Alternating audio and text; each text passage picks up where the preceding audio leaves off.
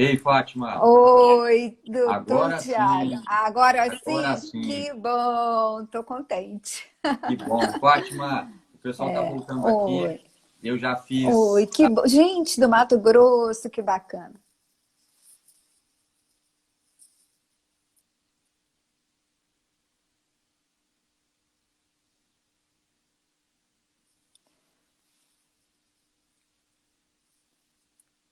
Tiago, eu acho que agora travou a sua imagem para mim um pouquinho. Sim, travou agora para mim.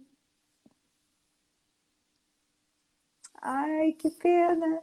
O Instagram não está cooperando, né? Voltou, Fátima? Olha, agora voltou. A imagem travou um pouco, mas agora voltou. Que Tá bom, chato deixa eu esses ver. problemas técnicos, né? Eu Enfim, acho que nessa quarentena, final de semana, feriado ontem também foi difícil demais. foi. Deixa eu fazer um tempinho, Fátima, para o pessoal falar que está tudo bem, para a gente continuar, né? Tá, tá E ótimo. deixa eu ver aqui. Já falou que voltou. Voltou. Eu tô Ou vendo voltou. que é. Que Voltou. bom. Oi, gente. Voltou. Não vão Bom dia, embora, gente. tá? Bom dia. Voltou Qualquer todo mundo problema agora. tem solução. Verdade. Daniel. Obrigado, Fátima. Fátima, jornalista, uma ativista, está morando na Holanda, mãe do Edinho, já adulto, dentro do espectro autista, uma guerreira importante para a comunidade pro-autista do Brasil e do mundo, assim. Participações, assim, que depois eu vou falar, mas, enfim, é um currículo imenso. Obrigado, Fátima, tá? Muito obrigada, Tiago. Como eu dizia antes, eu estou muito feliz com esse convite, porque eu admiro você, né? Como Obrigado. pessoa, como neurologista. Então, estou muito feliz com esse nosso papo hoje, Obrigado. viu? E eu pedi, ô Fátima, dentro da sua experiência aí, Uhum. para falar de um tema que as mães sempre batem na tecla e pedem para a gente repetir, Sim, dentro de toda a dificuldade que tem no transtorno espectro autista, mas não tem uma mãe que não queixa que seu filho é agitado, certo? Que seu filho é desatento, né? E que seu filho é impulsivo, né? Ou muitas vezes exatamente. compulsivo na alimentação. Eu acho que essas três palavras, a agitação, a hiperatividade e a desatenção, são parte da consulta, né, de todo profissional que lida com uma criança, o adolescente ou adulto dentro do espectro autista. Com certeza, com certeza. E, Diga, não? não, Pode falar. e as perguntas que vêm para mim por e-mail, enfim, por mensagem, por direct, são a respeito de Tiago. Fala um pouquinho mais sobre isso. Tenta mostrar Uhum, uma abordagem de uma mãe que tem a vivência e tudo. E quando eu fiz o link para uhum. você, você já está ali dentro de um nível de um adulto que já tem uma experiência, uma bagagem grande para falar com as mães sobre como foi seu início, como você enfrentou a adolescência e quando você está enfrentando agora o Edinho já no mercado de trabalho na Holanda, né? Isso, é uma Então, trajetória e tanto, né? linda, linda, uma trajetória que quando a gente vê o Obrigada. pai e a mãe com uma criança de 2, 3 anos de idade, a gente quer mostrar Uhum. exemplos também como este seu, certo? Acho que Como sim. a luta e como você tomar as rédeas, muitas vezes, da terapia, sendo coautora, né, Uhum. terapeuta, é importante Isso. para as Uhum. mães jovens que estão começando. Jovens, eu falo dentro do espectro, ter essa ciência, né? Uhum. E Sim, tudo. Mas, ô Fátima, e diga. por favor, você fique à vontade também para ver as perguntas aqui, responder, me interromper. A gente está aqui em casa, Com viu? certeza. Não, a gente vai Gente batendo um mandando papo. Se um tiver beijo pro Edinho. pergunta, sim. Ah, obrigada, obrigada, gente. Eu fico muito feliz quando as pessoas é, conhecem o Edinho, falam sobre ele, porque ele tem muito carinho pelo trabalho que eu faço. Ele sabe que nada do que acontece agora teria acontecido se ele não tivesse sido, né, a minha motivação, a minha inspiração. Ele me motivou a tudo, a ser uma pessoa melhor, uma mãe melhor e a voltar ao meu trabalho para o autismo, né? A ter estudado para me tornar especialista nessa área do desenvolvimento da comunicação. Então, E eu obrigada. faço uma pergunta muito interessante Sim, da Suzy aqui e bater um pouquinho com a pergunta da Carla Bueno, certo. falando o Diga. seguinte, para você falar um pouquinho como é que foi a sua experiência nessa última participação ali com o Marcos, na lei do Romeu Mion, como é que surgiu isso tudo? Conta pra gente. Ai, que legal. Olha, essa é que pergunta boa. não tem a ver com Não, eu TDAH, comecei aqui porque mas é eu importante gosto muito de falar sobre isso, porque o Marcos, eu chamo de Marcos, ele se tornou um grande amigo, né? Nesse último ano, um ano e meio. E ele sempre foi um pai bem atuante. Desde que ele teve o diagnóstico do Romeu, que já faz alguns anos, ele começou a se dedicar muito e a fazer muita coisa pelo filho. E quando ele abriu esse diagnóstico, que foi em 2015 ou 2016, eu acho, aqueles fãs todos dele foram perguntar para ele sobre o autismo, a paternidade, e ele foi tendo contato com muita gente. Então, isso deu muita vontade a ele de devolver esse carinho para a comunidade e fazer como eu faço também, por causa do Edinho e dele estar bem, eu também quis devolver isso para a comunidade. Foi aí que, no ano passado, ele teve a ideia de fazer a comunidade pro autismo e começou mesmo a ficar bem engajado. E aí, o que aconteceu? Como a gente tem esse contato diário, olha, praticamente, Berenice porque... Piana entrando aqui, gente, que Berenice, que prazer, honra, né? que honra Berenice, pra gente. sim, a Berenice é uma amiga querida, amiga irmã, sempre Berenice, presente. que prazer falar contigo, mesmo que seja virtualmente. Que orgulho que eu tenho de ti, viu? Obrigado, obrigado por estar aqui com a gente. Que legal ela estar aqui. Estou vendo muitos amigos aqui, maravilhoso. Então, para terminar sobre o Mion e essa parte da lei, né, que perguntaram, foi justamente quando ele estava entrando que a gente começou a conversar e eu falei para ele da importância da gente tentar conseguir fazer com que o presidente sancionasse a lei tal que os dados do autismo entrassem no censo 2020, que agora a gente sabe que vai ser no ano que vem por causa do coronavírus, né? Muita coisa está congelada. Mas, enfim, então a gente começou a conversar sobre isso e eu pedi a ele para fazer. Eu falei, olha, a sua imagem vale mais que 1000 palavras. É como no autismo, eu comparo tudo com o autismo. A gente mostra, eu mostrava para o Edinho quando pequeno uma imagem e ele já sabia a história toda. Então é isso, a imagem do Mion vale por 1000 palavras. Ele fez um vídeo curto. Ele é tão expressivo, foi considerado o melhor comunicador, né, do ano passado, porque ele é um excelente comunicador. E o vídeo dele viralizou, comoveu não só a comunidade do autismo, né, a comunidade azul, Verdade, mas verdade. todo mundo, a política, as pessoas começaram a se interessar em saber o que o Marcos Mion estava pedindo. E foi assim que ele conseguiu entrar no Planalto, né, ir a Brasília e levar essa comunidade inteira com ele. Porque era, acho que 95% da comunidade pedia a mesma coisa, queria a mesma coisa, os dados do autismo no censo.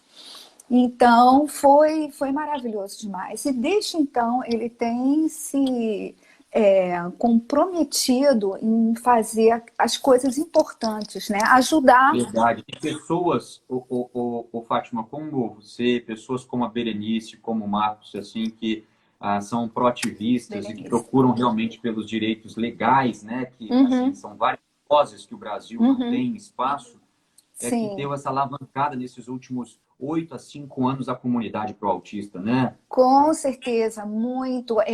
Desde que a Berenice, né, que é o nosso estandarte, a nossa inspiração, porque Verdade. foi uma mãe como eu, como tantas outras, ou, né, se fosse um pai também, foi a família que pensou, não temos leis, vamos criar leis. Não temos direitos, vamos construir nossos direitos.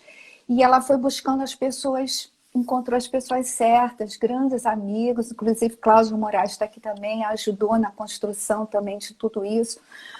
Enfim, pessoas maravilhosas, políticos engajados, que se apaixonaram pelo autismo também, pela luta, e apoiaram Berenice e amigos. E assim, uma pessoa, uma mãe, chegou em Brasília, fincou, né, espaço com a construção, a criação da Lei de Proteção E dos Autistas, implantou essa lei. Lei 12.764.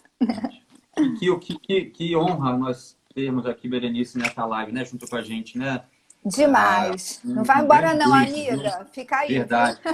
Agora, Fátima, eu vou puxar um papo aqui para a gente dessa nosso tema Certo. sobre o impacto da agitação psicomotora, da desatenção, da hiperatividade dentro do Uhum, transtorno do espectro autista e quanto isso é um fator limitador.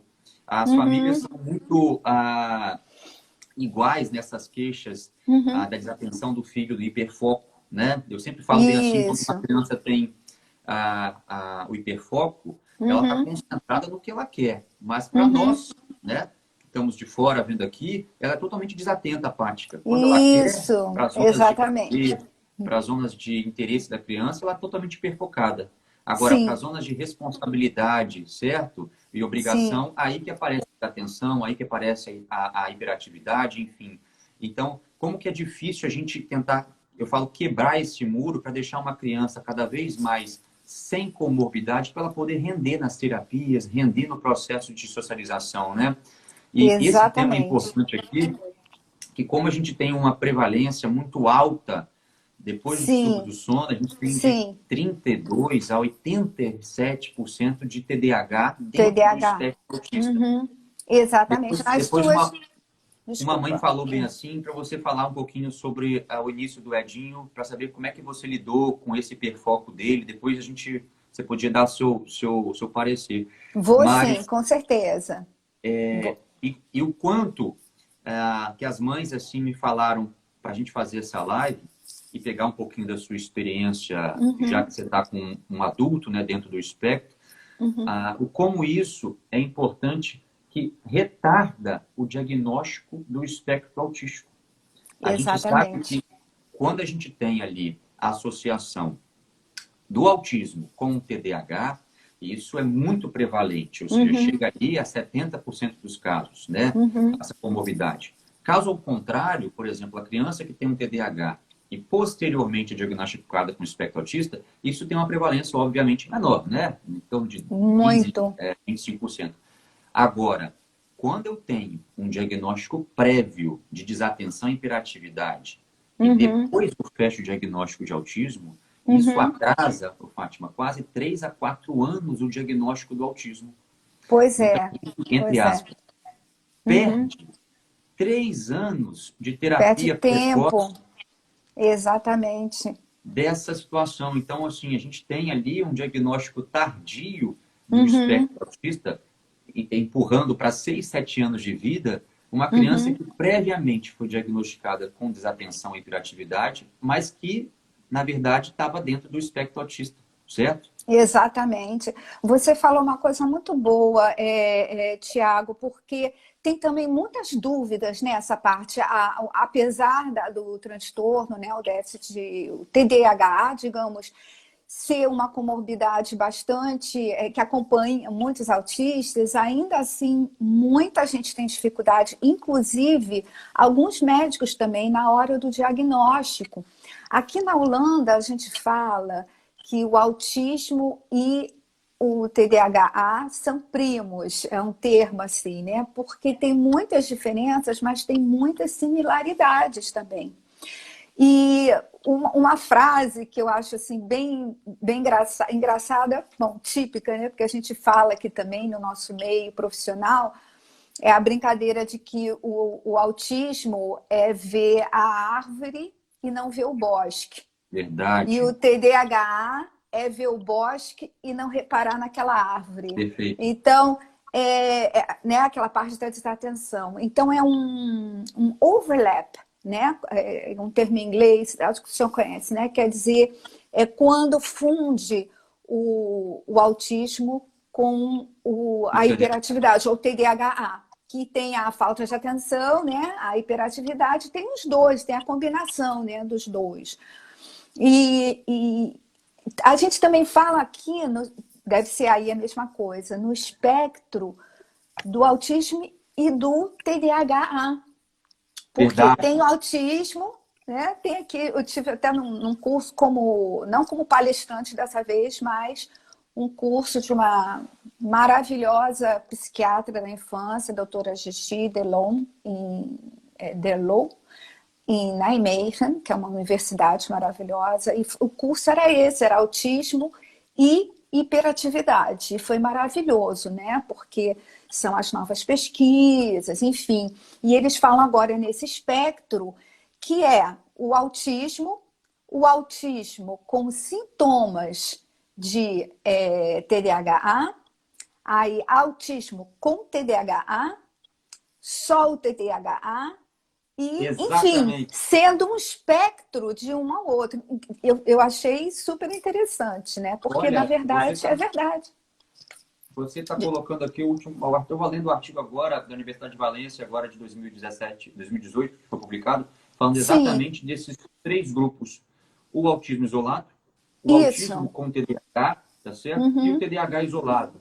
Como que, quando a gente tem a adição da desatenção, do componente desatento, ou do componente hiperativo, impulsivo, ou combinado, a desatenção com a hiperatividade, porém, quando eu combino o TDAH com o autismo, o prejuízo funcional dessa criança é imenso. É alto. Por isso que é tão importante o diagnóstico correto. Muito importante. E esse prejuízo funcional, o que é isso, Thiago, prejuízo funcional? São a taxa do aprendizado fica prejudicada para a criança, quando tem a criança desatenta, hiperativa, do autismo. A socialização dessa criança também tem um prejuízo maior, certo? A independência dela de vida, né? Que a gente fala de vida diária, independência. As atividades de vida diária, né? Verdade.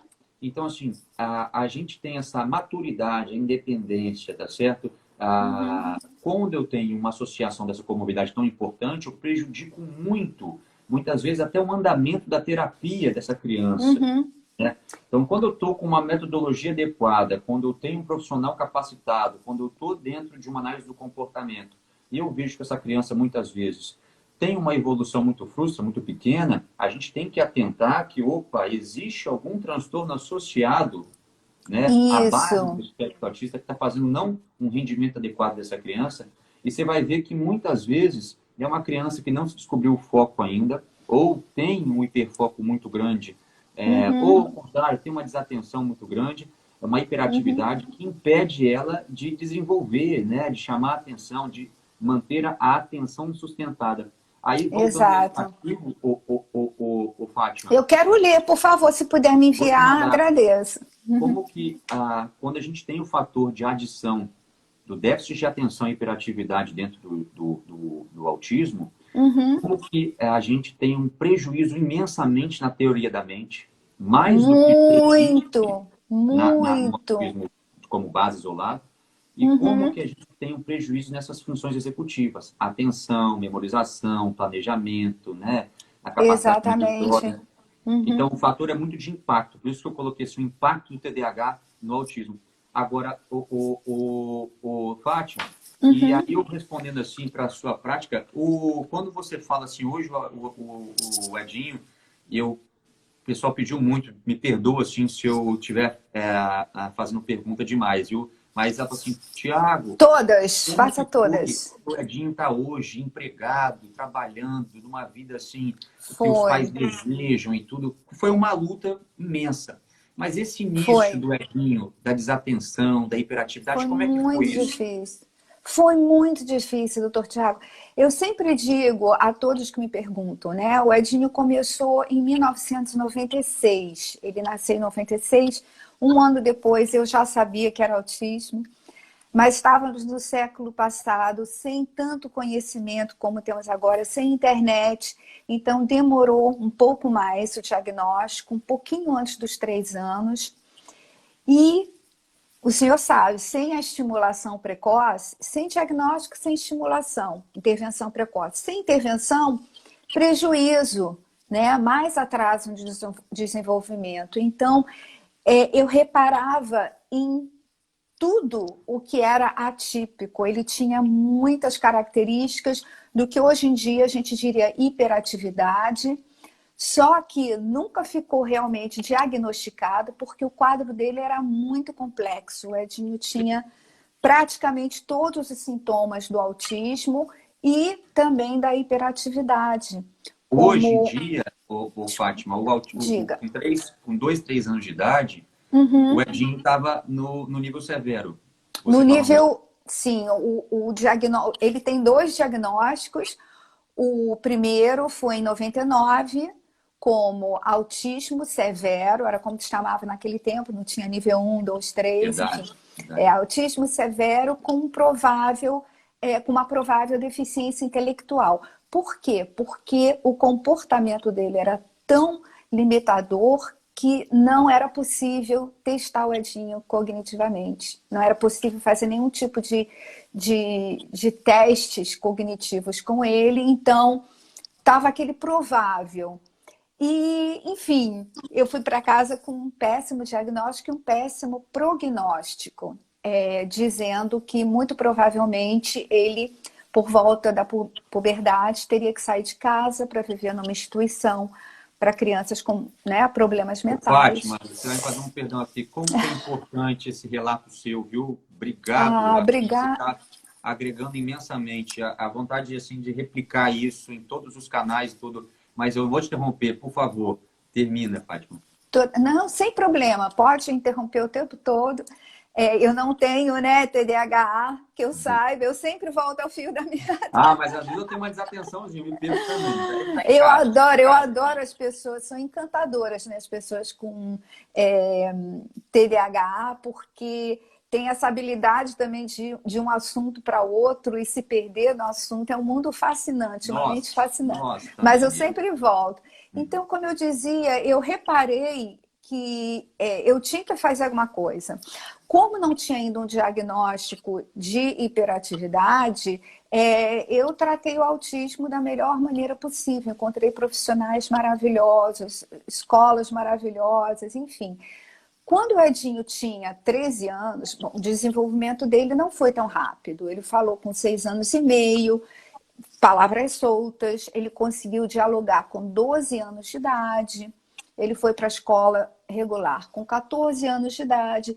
E foi aí, quando ele entrou no ensino médio, que ele disse uma vez para mim, ele me chama de Fátima, Fayed, os pais eu não concordo com o meu diagnóstico, eu não sou um autista severo, porque aí ele já tinha habilidades, ele já era funcional e ele lia muito sobre autismo. E ele não se encontrava no diagnóstico, que estava lá de 1999. Então, a pedido dele, nós fizemos tudo de novo, porque é todo um processo, né, doutor? E isso, o segundo, foi há 10 anos. Então, também foi lento, 3 consultas longas, sempre, testes. E o resultado foi autismo de alto funcionamento, com a inteligência levemente acima da média. Superior, né? Não superdotado, Edinho não é superdotado, mas levemente acima da média. E ele ficou muito feliz, porque se encaixou, sabe, doutor Tiago? Não existe problema nenhum se ele tivesse uma deficiência intelectual, se o autismo não fosse leve, mas tinha que ter lógica. Os autistas precisam de lógica. Então, para ele, acho que fechou uma portinha importante no ladinho dele, que não estava satisfeito com o diagnóstico. E falando assim, que no seu caso, né, geneticamente foi tudo muito favorável, né? Geneticamente, para eu ter o diagnóstico, talvez de uma criança com uma limitação social, cognitiva precocemente, favoreceu ele a desenvolver realmente a inteligência e hoje está num nível intelectual até acima da média, enfim, tudo dentro da média. A genética influencia muito nesses casos, né? Muito, de base genética. A genética é responsável, né? A gente sabe no autismo por 90%, se eu não me engano, né? O Dr. Alisson fala no outro. O Dr. Alisson fala que né? é praticamente tudo. Fala, isso, é genético. E uma pequena porcentagem não dá para se medir, como em tudo, né, doutor? Então, desse modo... São os fatores biológicos que ele fala, né? Então, o isso, epigenéticos, né? Os fatores epigenéticos, aquela coisa, certo. mas no caso, eu estou vendo muitas perguntas. Se o senhor achar que eu devo responder, Por favor, fala, tá? fica à vontade. Não, e, Tá. inclusive, nós estamos aqui, você, porque eu estou tão feliz aqui que nós estamos em casa, viu? Por Bom, favor. a gente está em casa, é um bate-papo. Verdade. Só para complementar essa parte, para que as mães das crianças pequenas que estão me ouvindo agora não pensem que foi uma varinha mágica, um passe de mágica.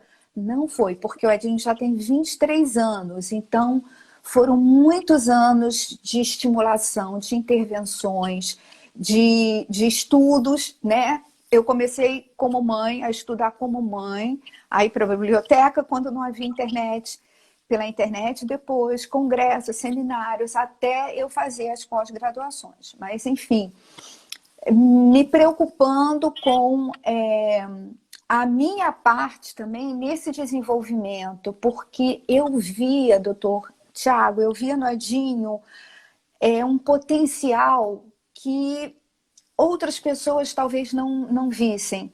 Era o que eu achava.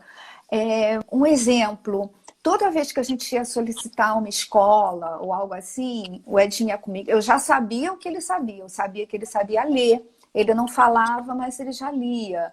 Ele fazia contas e não falava. E não fazia muita coisa, mas eu via que ele sabia, que ele tinha muitas habilidades.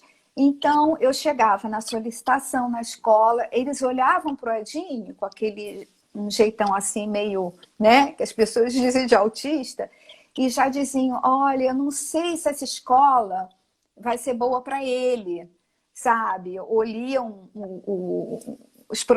como se diz, o dossiê dele, né, o arquivo do Edinho, o passado dele, as coisas que ele fez, o diagnóstico.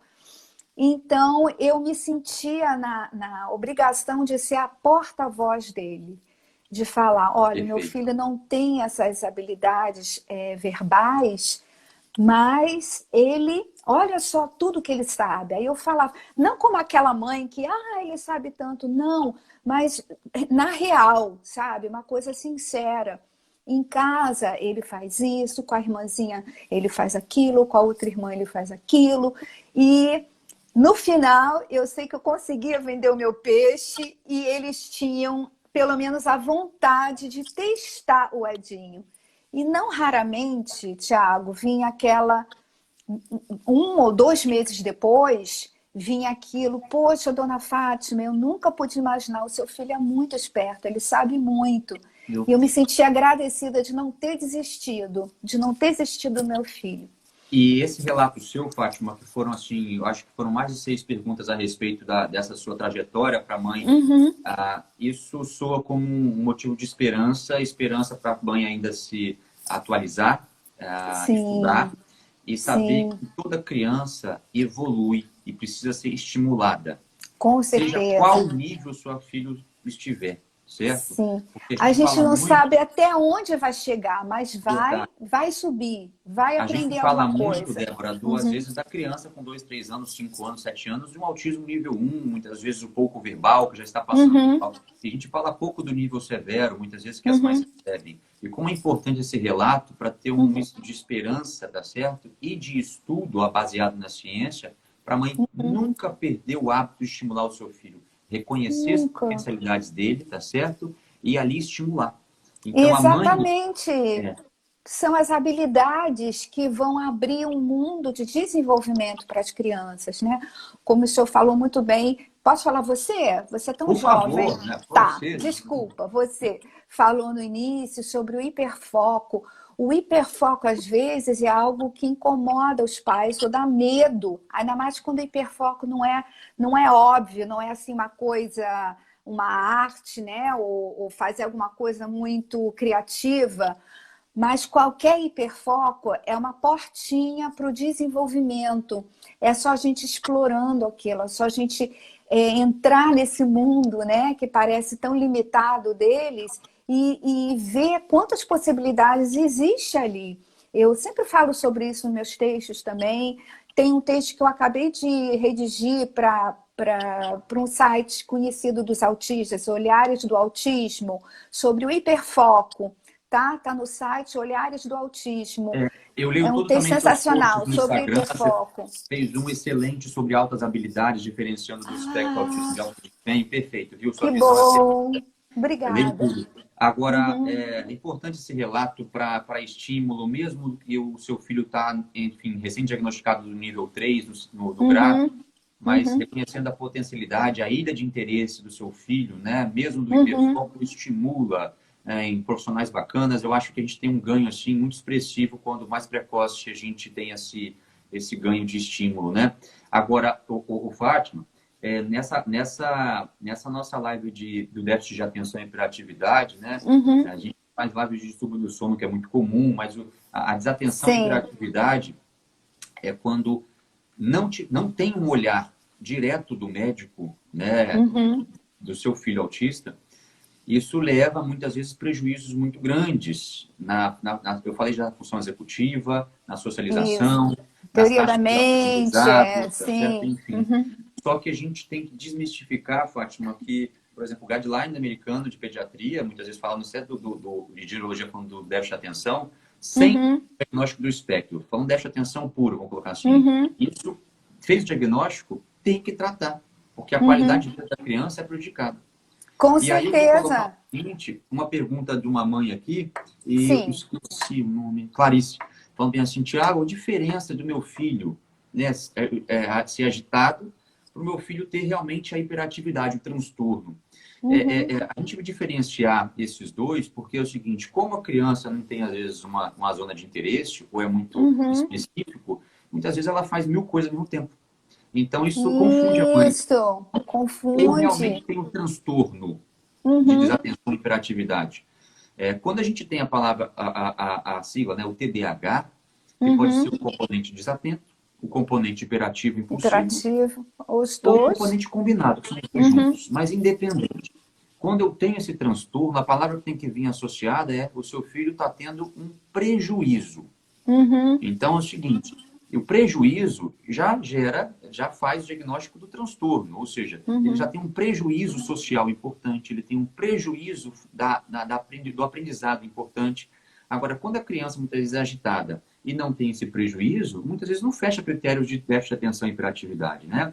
É o Uhum. clássico, por exemplo, aí eu vou O sair senhor um falou pouquinho do muito espectro, bem. Uhum. a criança com déficit de atenção, muitas vezes único, né? Que Uhum. ali, ou hiperativa. A criança está lá atrás da Uhum. sala, está andando, dando voltas, está em pé, mas ela dá conta de responder. Ou seja, ela está Uhum. lá na frente, a professora faz uma pergunta, ela está lá atrás respondendo. Então, Uhum. ela consegue, dentro da agitação dela, dar conta, né, do Exatamente. interesse da escola, certo? Isso. De ficar Uhum. atento à sua ordem. Eu não tenho um Uhum. prejuízo. Quando eu tenho Isso. realmente instalado o transtorno, essa criança não consegue, pela agitação dela, dar conta do recado da escola, prejudica a socialização, prejudica o vínculo Certo. socioafetivo, enfim. Essa Sim. é a diferença que os pais têm que ficar atentos, né? Atentos. Inclusive, o senhor falou muito bem, você falou muito bem, Tiago, porque nessas diferenças, olha só que interessante.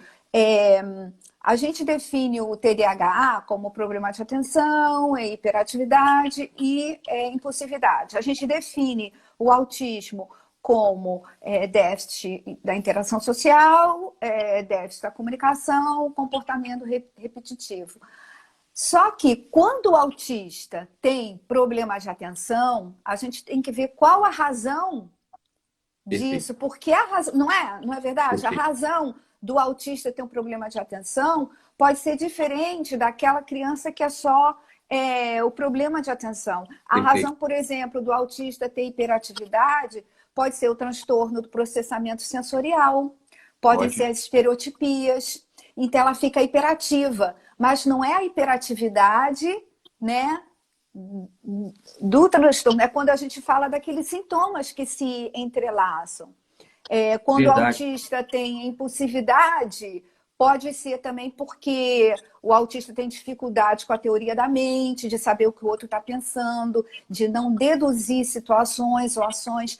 Então, esse olhar observador é muito importante. O diagnóstico tem que ser Muito bem feito. E Verdade. graças a Deus, agora com o DSM-5, a gente pode juntar os dois, né? Que no É, DSM-4 não podia, não né? podia. Então, depois de É, 2013, né, pelo DSM-5, que é o manual, isso, né, de doenças estatísticas, a gente ficou realmente mais apto para fazer esse diagnóstico isso. combinado. Eu Então, acho que consegue fazer. facilitou, porque muitos médicos se perguntavam, eu não faço diagnóstico, mas eu sei que muitos médicos se perguntavam, e agora?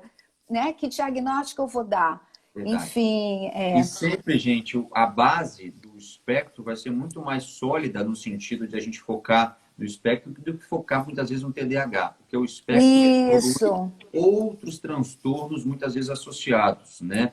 Eu Que falo bem bom assim que falar disso. o autismo Por favor. isolado, o autismo Uhum, isolado, que a gente tem realmente esses três domínios, né, de prejuízo, o social, da comunicação verbal e não verbal, e os comportamentos restritos e repetitivos, né? uhum. Mas quando eu tenho uma adição de comorbidades, e isso é muito, muito comum no Sim, autismo. E quanto sim. mais a gente vai adicionando comorbidades, mais eu tenho prejuízo e Mais mais eu tenho complexo, mais isso fica o prejuízo. tratamento. Vou puxar um Exatamente. pouquinho a sardinha aqui, se você me permite, ô Fátima. Quando eu tenho Totalmente. realmente, falando daquele guideline lá americano que eu falei, que o tratamento é importante, Uhum, tem que ser feito, uhum, pela grande impacto negativo que tem na vida da criança autista, uhum, com TDAH e autismo, as mães hoje têm muitas vezes um receio uhum, uhum, completamente compreensível da terapia medicamentosa, por mais que seja precoce, né? uhum, Então, a uhum. base de confiança do seu médico, né, a base que o médico vai passar em realmente de ter uma base científica, provando para a mãe o benefício do tratamento, certo? Isso é importante. Por quê? Porque a gente sabe que eu falo bem assim que tempo é cérebro para criança autista. A gente não pode dar o Muito, luxo dessa criança muito. ficar um ano, ô Fátima, numa escola sem acompanhamento terapêutico, um Com ano, muitas vezes, nas certeza, terapias, e com a gente não certeza. conseguir vencer essa desatenção, não conseguir tirar um pouco esse hiperfoco, ou fazer um Uhum. hiperfoco mais funcional para essa criança, a gente Sim. diminui os fatores de hiperatividade. Eu não posso dar o luxo dessa criancinha com 2, 3 anos, ou mesmo a criança com 8, com 9, com 10, Uhum. perder muitas vezes esse ano que poderia ser amenizado ah, os sinais, né, de desatenção e hiperatividade para ela Uhum. ganhar evolução social, Uhum. para ela ganhar marcos de linguagem, enfim. Como que isso é importante o tratamento precoce. Aí tem Muito. muitas mães perguntando sobre o tratamento. E aí eu vou Uhum. entrar num parâmetro também do metilfenidato, né, conhecido no Brasil ali, dos maiores Sim, aqui nomes comerciais também. da Aqui Ritalina, também. Uhum. o Concerta, enfim, são os princípios ativos que mais têm, muitas vezes, relatos de comprovação científica por ser uma medicação mais antiga, né, o metilfenidato. Uhum. E tem indicação, sim, muitas vezes, né, na criança autista com diagnóstico de Uhum. hiperatividade, porém, cada caso é um caso. O Eu médico ia tem que ser, falar isso agora. o médico Cada tem que caso é um ser caso. muito conhecedor da base Sim, da criança para saber se vai ter sim, o benefício de um neuroestimulante para essa criança. com Por quê? certeza. Quando eu tenho distúrbios comportamentais mais graves, de conduta, comportamentos autolesivos, uma ansiedade grande, a tendência a gente colocar um neuroestimulante para controlar a hiperatividade da atenção é mais para o erro, certo? Ok. Então eu vou Uhum. ter mais prejuízos do que benefícios. Então o Certo. médico tem que ter um conhecimento muito grande da clínica e da base, muitas vezes, Uhum. da criança, para a gente ter a opção ou não de entrar com um neuroestimulante, né? Isso é essencial, doutor. Inclusive, nesse curso que eu falei para o senhor que eu segui, que foi muito interessante, as intervenções que foram faladas são, além da psicoeducação, né? Tanto para os pais quanto para a criança, ou na companhia dos pais, a terapia comportamental ou a terapia com medicação, porque cada caso é um caso. A gente vai ter que ver, Ô, inclusive, Fátima, dá um pouquinho de desculpa, licença aqui. Eu tô com o toda. Marcos Mion na nossa live, Não tá certo? acredito que o meu amigo está aí. Marcos, para Ah, mim, assim, até arrepia aqui. Marcos Mion, para a gente você é uma referência, rapaz, no espectro autista aqui, como que O Romeu aqui ganhou uma importância para o Brasil. Todas as mães amam o Romeu, amam você. Ele é o Que xodó do prazer estar Brasil. você junto aqui, viu, meu amigo? Poxa, arrepiou aqui, viu? Que prazer Ah, falar contigo. o Marcos, ele diz que ele sempre assiste as minhas lives. Às vezes está incógnito, mas ele tem que conhecer o doutor Tiago. O doutor Tiago é um super neuro, Ah, Marcos. eu, eu falei assim que no meu sonho assim eu vou ainda conhecer o Romeuzão lá, entendeu? Bater um papo com o Romeu, porque gente, o que o Marcos fez assim com esse Uma boom de uns 5, inspiração. 6 anos da comunidade pro Sim, autista e se muito. uniu, é muito importante. Marcos, um abraço gigante para você, meu amigo. Quem dera, eu acho que eu quero te conhecer, viu? Fátima, Se Deus assim, quiser, meu eu amigo, conhecendo vocês olha, aqui, eu tô nas nuvens, viu? vou dar um É um coração para o coração pro Marcos Marcos. Mion aqui. Tchau, querido. Beijão. Que E lindo. o E Fátima, diga, querido. desculpa, pode terminar aí, por favor. Não, não, porque a gente está falando dessa parte em que, quando eu fiz aquele curso e que eu ouvi tudo aquilo, abriu também um universo para mim, porque eu me especializei em autismo, mas eu sei, na prática, quando eu faço coaching parental, então, a gente observa, a gente tem aquela experiência da prática de ver muitas crianças com sintomas de TDAH ou já com diagnóstico mesmo, os pais já têm um diagnóstico. Então, eu acho muito interessante. Fiquei muito contente de você me chamar para esse tema, porque eu acho que todos os pais, mais ou menos, a maioria, pelo menos, acho que uns 70%, tem também, faz essa observação das características, né, de hiperatividade no filho e o que deve fazer. E nesse curso eu aprendi com a doutora Gigi que a gente deve cuidar primeiro, ou dar pelo menos mais atenção para a terapia, para o distúrbio protagonista, né? Como ela chama aqui. Qual é o distúrbio protagonista? Quando existem os dois diagnósticos. É o TDAH ou é o autismo?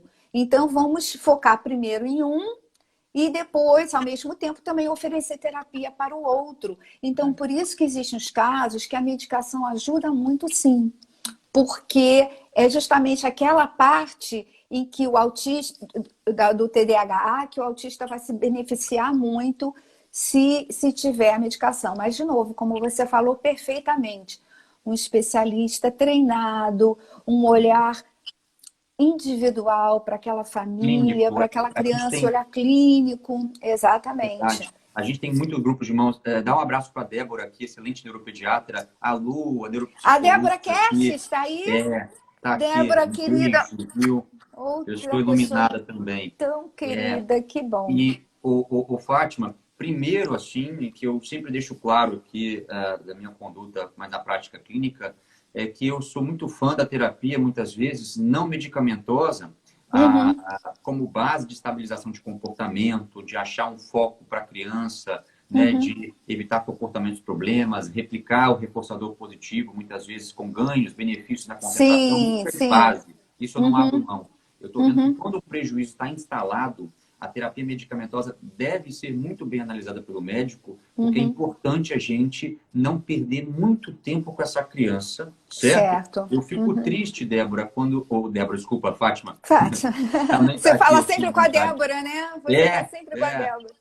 Estou amando aqui falar contigo. Devo fazer uma live de 3 aqui, né? Isso, vamos embora. Como que é importante a gente tratar, muitas vezes, o déficit de atenção. Eu fico triste com essa criança que passa o ano todinho, o adolescente, certo? O adulto, a criancinha, 2, 3 anos, o ano todinho, e não está tendo ganhos Uhum, expressivos, certo? E uhum. isso me incomoda. O platô, Certo. eu sempre falo para a Uhum, mãe essa frase, o platô me incomoda uhum. na criança autista. Sim. Uhum. O platô não me deixa à vontade. Eu não gosto de a criança, eu sair de uma consulta e a criança não ganhar o mínimo, seja na linguagem não É, verbal, verbal, enfim. Por isso que há atenção para as comorbidades.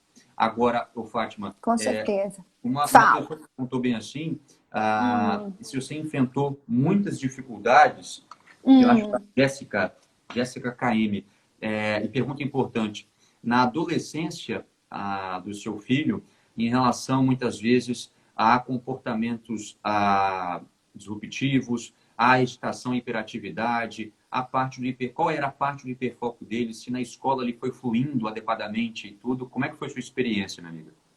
Olha, Jéssica, obrigada pela pergunta. Na adolescência, a gente reparou que o Edinho, ao mesmo tempo que estava tendo alguns desafios, né, básicos de adolescente, ele também estava subindo no desenvolvimento. Era muita estimulação, muitas terapias, uma excelente escola. Então, ele ia aprendendo muita coisa que estava compensando, por exemplo, o comportamento.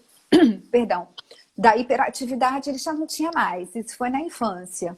Como adolescente, já não tinha mais. Por outro lado, o desenvolvimento da teoria da mente dele ainda estava limitado a ponto de ele começar a achar que todas as crianças normais estavam contra ele.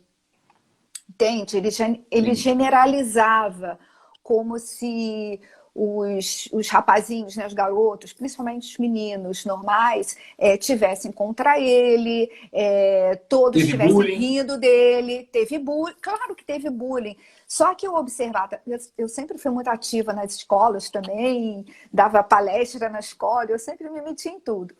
E observava muito que nem sempre era assim. Ele achava que era bullying, às vezes, quando não era.